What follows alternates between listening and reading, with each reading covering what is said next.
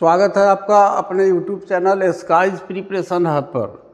तो चलिए आज हम लोग क्लास 10th का जो साइंस हम लोग पढ़ रहे थे उसमें हम लोग एनुअल एग्ज़ाम 2026 के लिए हम लोग पिछले वर्ष के प्रश्न पत्रों का व्याख्यात्मक अध्ययन कर रहे थे। PYQ को पढ़ रहे थे 2024 का 2024 के एनुअल एग्ज़ाम के क्वेश्चन पेपर को हम लोग पढ़ रहे थे और ये पूरी तरह से ये अपने द्वारा बनाया गया आपके लिए ये PDF है। क्लास 10 साइंस PYQ 2024 का क्वेश्चन नंबर 17, ये सेक्शन बी का है आपका। ये जो है आपके क्वेश्चन में सेक्शन बी का है, क्योंकि इसमें क्या है कि सेक्शन बी में आपको फिजिक्स के 8 वेरी शॉर्ट क्वेश्चन, केमिस्ट्री के 8 वेरी शॉर्ट क्वेश्चन और बायोलॉजी के 8 वेरी शॉर्ट क्वेश्चन। तो फिजिक्स वाला हम लोग पढ़ लिए हैं और केमिस्ट्री पढ़ रहे हैं और लास्ट में हम लोग बायोलॉजी वाला पढ़ेंगे। और प्रत्येक में आपको कुछ लॉन्ग क्वेश्चन भी है, 3-3 या के संख्या में लगभग। तो ये हमारा आज वेरी शॉर्ट क्वेश्चन जो है समाप्त हो जाएगा सेक्शन बी का। फिजिक्स का पढ़ चुके हैं, केमिस्ट्री का भी समाप्त हो जाएगा और फिजिक्स का लॉन्ग भी पढ़ चुके हैं और 1 से 80 तक ऑब्जेक्टिव भी पढ़ चुके हैं। तो इसको हम लोग आगे बढ़ाते हैं। ये क्वेश्चन नंबर 17 इसके ऊपर का हम लोग पढ़ चुके हैं। ये क्वेश्चन नंबर 17 देखिए, आप भी अगर आंसर लिखेंगे तो कोशिश कीजिएगा कि इसी तरह से आप लिखेंगे बीच में आंसर 17 ऐसे लिख करके अपने कॉपी के बीच वाला पेज पर, और तब आप नीचे से अपना आंसर लिखना शुरू कीजिएगा। तो क्वेश्चन नंबर 17 को देखिए, ये क्या है? एस्टीकरण की क्रिया किसे कहते हैं? समीकरण द्वारा समझाएं। एस्टीकरण यानी हम कह सकते हैं इष्ट बनना, इष्ट का बनना। इष्ट जो बनता है ये फर्मेंटेशन की प्रक्रिया के द्वारा बनता है। उस प्रक्रिया को क्या कहा जाता है? किण्वन कहा जाता है, या उसी को हम फर्मेंटेशन कहते हैं। अब आखिर ये किण्वन की जो प्रक्रिया है या इष्ट बनने की जो प्रक्रिया है ये किस प्रकार की क्रिया है?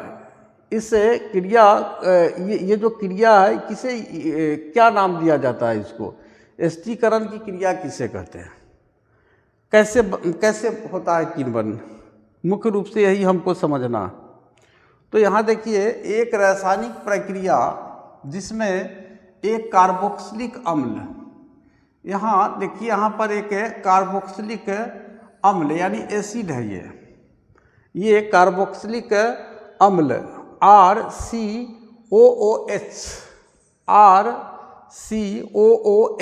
ये कार्बोक्सिलिक अम्ल का अणुसूत्र है। तो इस प्रक्रिया में क्या होता है कि एक आपका कार्बोक्सिलिक अम्ल होता है और एक अल्कोहल ROH, ये अल्कोहल का अणुसूत्र है। ये क्या करते हैं? मिलते हैं और मिल करके आपको एस्टर बनाते हैं। ये एस्टर बना RCOOR और पानी का निर्माण करते हैं। एस्टीकरण की क्रिया कहलाते हैं एक रासायनिक प्रक्रिया जिसमें एक कार्बोक्सिलिक अम्ल RCOOH और एक अल्कोहल ROH मिलकर एस्टर RCOOR और पानी H2O का निर्माण करते हैं। एस्टीकरण की क्रिया कहलाते हैं। यानी कह सकते हैं ये एक प्रकार का क्या है? केमिकल प्रोसेस है, एक रासायनिक प्रक्रिया है जिसमें एक कार्बोक्सिलिक अम्ल होता है, एक क्या होता है? कार्बोक्सिलिक अम्ल होता है और एक अल्कोहल होता है, और ये दोनों मिलकर के एस्टर बनाते हैं और इसमें पानी का भी निर्माण करते हैं, और इसी प्रक्रिया को एस्टीकरण कहा जाता है। यह प्रक्रिया आमतौर पर अम्लीय माध्यम में होती है, एसिडिक मीडियम में होता है, और एसिड उत्प्रेरक को ही कैटलिस्ट कहा जाता है कि मौजूदगी में होती है। यानी ये जो एस्टरीकरण की प्रक्रिया है, एस्टरीकरण का जो प्रोसेस है, ये आपको एक उत्प्रेरक की उपस्थिति में होता है, और वे जो उत्प्रेरक होते हैं वो अम्ल होते हैं, और अम्ल में आपको मुख्य रूप से यहाँ पर सल्फ्यूरिक एसिड भी आप ले सकते हैं। सल्फ्यूरिक एसिड एक कैटलिस्ट का काम करेगा, एक उत्प्रेरक का काम करेगा, और एस्टीकरण के प्रक्रिया को तेजी से जो है संपन्न कराएगा। तो इस तरह से यदि हम देखें तो उत्प्रेरक किसे कहा जाता है? जो किसी रासायनिक अभिक्रिया के दर को बढ़ा देता है, रेट ऑफ रिएक्शन जो होता है उसको बढ़ा देता है। तो इस प्रक्रिया को निम्नलिखित रासायनिक समीकरण द्वारा समझा जा सकता है। एस्टीकरण की प्रक्रिया को देखिए, उसी को चूंकि एक रासायनिक समीकरण के द्वारा इसे समझाना था, इसलिए ये जरूरी था। CH3COH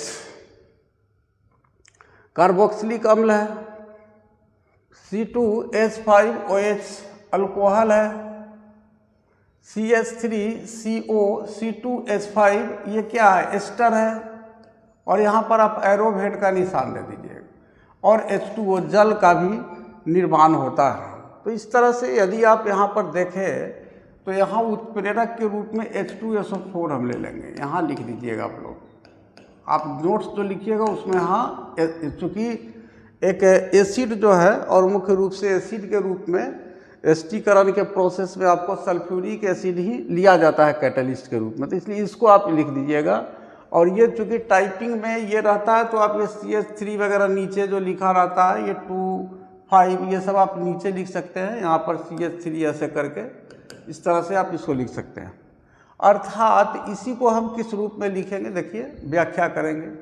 एसिटिक अम्ल CH3COH और एथेनॉल ये क्या है? एक अल्कोहल है, C2H5OH। ये जो अल्कोहल है ये आपके अंदर नशा उत्पन्न करता है, तो इसकी प्रतिक्रिया से एथिल एसीटेट CH3COO ये एक प्रकार से एस्टर है। ये क्या है? एस्टर है, जिसका ये एसीटेट का, एथिल एसीटेट का आपको ये अनुसूत्र है, और ये एथिल एसीटेट क्या है? एक एस्टर है। क्योंकि एस्टरीकरण की जो प्रक्रिया उसमें क्या बनता है? एस्टर और पानी बनता है, तो ये पानी बनता है। ये डबल हो गया, इसको हटा देना है। उसके बाद हमारा ये क्वेश्चन नंबर जो 17 है वो क्लियर हुआ। उसके बाद देखिए क्वेश्चन नंबर 18, इसको जब कर लेंगे तो आज हमारा वेरी शॉर्ट क्लियर हो जाएगा।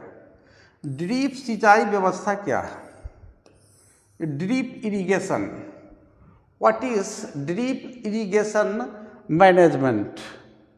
ड्रिप सिंचाई व्यवस्था क्या है? इसका आंसर देखिए 18 नंबर। इसका आंसर 18 नंबर में आप देखिए, इसी तरह से आप कॉपी पर आप हिंदी में उत्तर 18 भी लिख सकते हैं और आंसर 18 भी लिख करके और इस तरह से अंडरलाइन कर सकते हैं, और उसके बाद नीचे से आप आंसर लिख सकते हैं। ये मतलब आंसर लिखने का एग्जाम में एक कला के रूप में आप इसको ले सकते हैं। तो ये ड्रिप सिंचाई व्यवस्था क्या है इसके बारे में हमें पढ़ना है, और इतना ही है। क्योंकि 2 नंबर का क्वेश्चन है तो इससे ज़्यादा आप क्या पढ़ेंगे, और 100% आपको 2 के 2 मार्क्स इसमें आएंगे भी इतने लिखने से।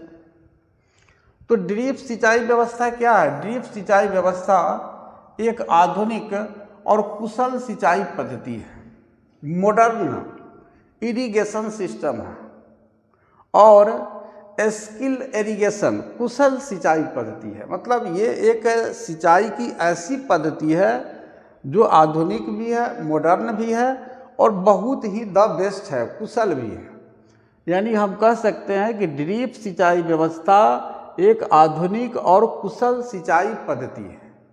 तो इस पद्धति एक तरीका, पद्धति का मतलब तरीका है, यानी ड्रिप सिंचाई व्यवस्था एक आधुनिक और कुशल सिंचाई करने का तरीका है, सिंचाई पद्धति है, जिसमें पानी, जिसमें जो पानी होता है, सिंचाई किस चीज़ से किया जाता है? पानी से किया जाता है। तो जिसमें पानी बूंदों के रूप में सीधे पौधों की जड़ों तक पहुंचाया जाता है।